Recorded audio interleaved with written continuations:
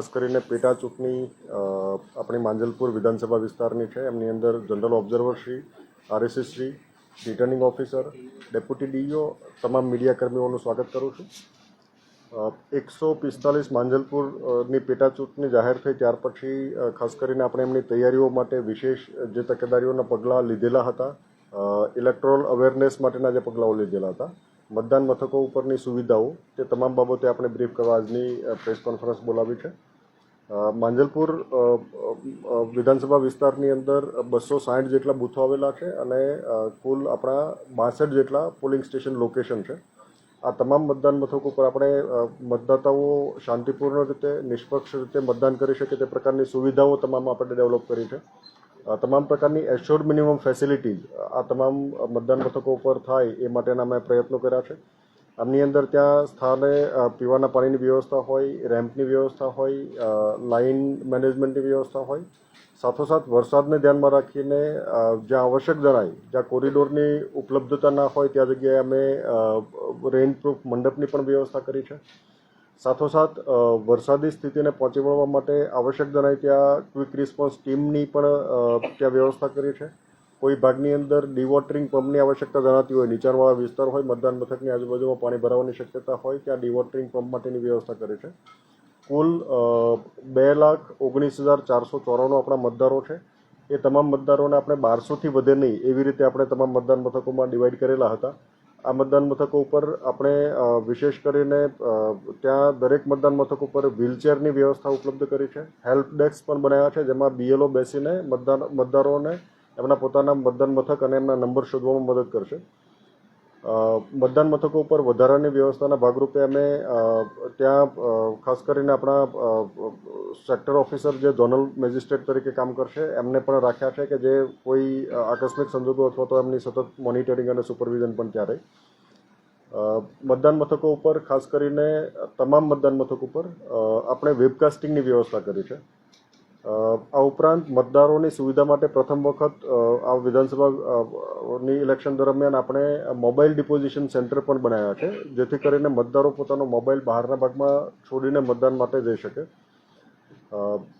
આ ઉપરાંત આપણે આવશ્યક જણાય એ ભાગની અંદર ખાસ કરીને ક્રિટિકલ મતદાન મથકો છે, ત્યાં અમે સીએપીએફ, એસઆરપીએફ અને એ ઉપરાંત માઇક્રો ઓબ્ઝર્વર પર અમે નિમણૂક કરવાના છીએ.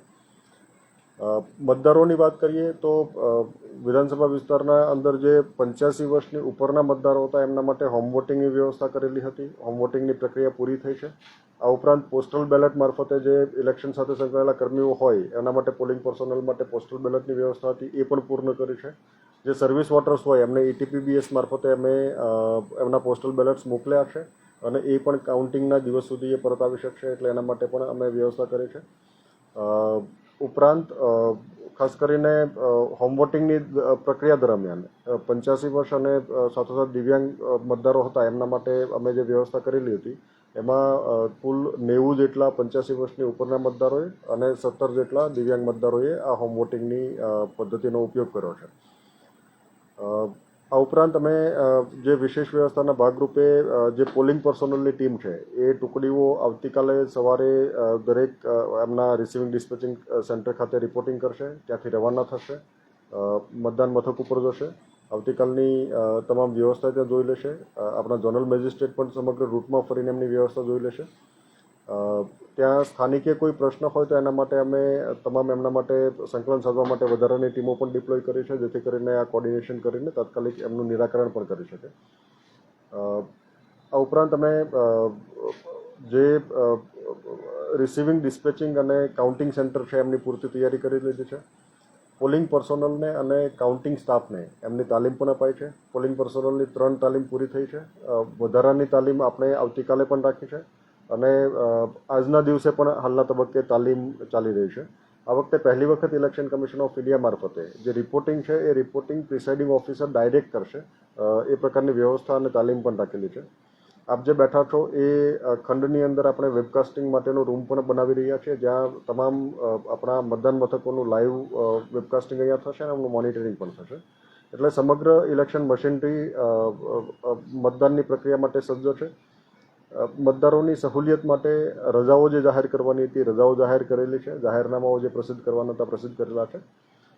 સ્વીપ એક્ટિવિટી પણ એક્સટેન્સિવ સ્વીપ એક્ટિવિટી અમે આ સમગ્ર સમયગાળા દરમિયાન કરેલી હતી, જેમની અંદર અમે દરેક સોસાયટીની અંદર એમને પોતાને ક્યાં મતદાન મથક ઉપર જવાનું છે તેની વિગતો, કેમ કે તાજેતરમાં જ સ્થાનિક સ્વરાજ્યની ચૂંટણી થયેલી હતી અને એમની અંદર મતદાતાઓ ઘણી વખત એમના જૂના લોકેશન યાદ હોય, એટલા માટે તમામ સોસાયટીની અંદર 2000થી વધારે સોસાયટીની અંદર આ વિગતો અમે પહોંચાડી છે, એમના નોટિસ બોર્ડ ઉપર અને જાહેર સ્થળો ઉપર લગાડી છે.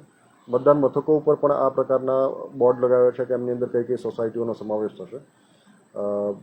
આ ઉપરાંત અમે અલગ અલગ એક્ટિવિટીઝ શાળાની અંદર, કોલેજની અંદર સ્થળ ઉપર સ્વીપ માટેની એક્ટિવિટી કરેલી હતી.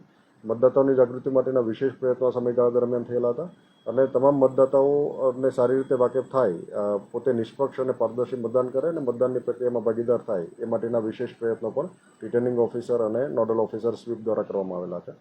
એક્સપેન્ડિચરની ટીમ પણ સતત મોનિટરિંગ આપણી સમગ્ર પ્રક્રિયા દરમિયાન રાખતી હતી, જેમની અંદર આપણી વિડીયો વ્યુઇંગ ટીમ હોય, વિડીયો સર્વેલન્સ ટીમ હોય, એસએસટી, એફએસટી અને અન્ય ટીમો, અને આ ઉપરાંત આપણી સિંગલ વિન્ડો સર્વિસની વ્યવસ્થા જે હતી, જેમના પોલિટિકલ પાર્ટી પોતાની કોઈ પણ એપ્રુવલ લેવી હોય તો રેલી વગેરેની એપ્રુવલ પણ સિંગલ વિન્ડો સિસ્ટમથી લઈ શકે. આજે સાંજે પ્રચાર પ્રસાર બંધ થશે, ત્યાર પછી મોડલ કોડ ઓફ કન્ડક્ટનું સઘન મોનિટરિંગ થશે. આના મારફતે એમસીસીની ટીમ અને પોલીસ પણ સજ્જ છે અને સતત એ વિસ્તારમાં કાર્યવાહી કરી રહી છે.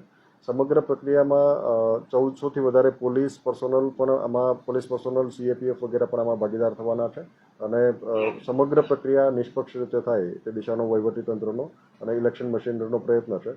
હું અપેક્ષા રાખું છું કે મીડિયાની ટીમ પણ સતત આ પ્રક્રિયાનું મોનિટરિંગ પણ કરશે, નિષ્પક્ષ ઇલેક્શન પ્રક્રિયા થાય એનું રિપોર્ટિંગ પણ કરશે અને સાથોસાથ સમગ્ર પ્રક્રિયાને માટે સહયોગ પણ આપશે. આભાર.